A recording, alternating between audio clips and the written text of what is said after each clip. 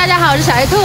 昨天度过了一个非常惊喜的腊八，迎来了我在西藏的第2场雪，也是2025年的第1场雪，好美呀！因为我现在是在巴松措这个湖，绿色的蓝宝石，绿色的眼泪，湖边这个湖最后也是最中心的村落杰巴村，刚刚把我的车子上的雪都扫光了，可是冰雪已经覆盖了来时路，所以我今天不能走。我和小绿、小白还要在巴松措湖旁边再停留1个晚上、2个晚上，不知道看天意，好美呀！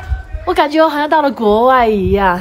现在是游客稀少的一个季节，雪山、村落、绿色的湖泊，鲜有人在的雪地、松林，我们去看看巴松措究竟有多美，这里有多像国外。再附带说一句，我和小绿的默契度越来越高了，也不知道是不是我的摩托车技术变得越来越好了呢？昨天下雪的时候，走这一段巴松措湖岸边的松林小道，感觉特别的舒适啊，有点害怕，但也没有太大的问题啊，所以我觉得好像接下来的冬季摩旅之路也是能够克服的。遇到今天这样的情况，那我就停下来嘛，然后看上天什么时候放我走，看他要把我和小白、小绿停留在哪个地方。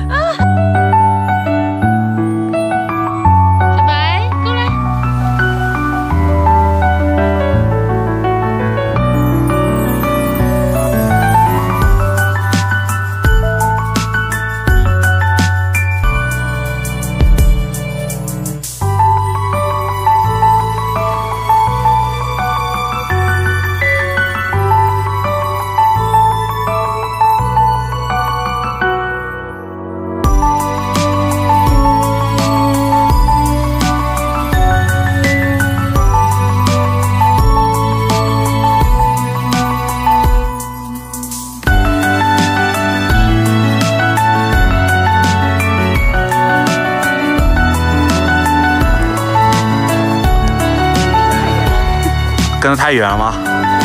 我感觉这样能拍到全部哎，就拍人嘛。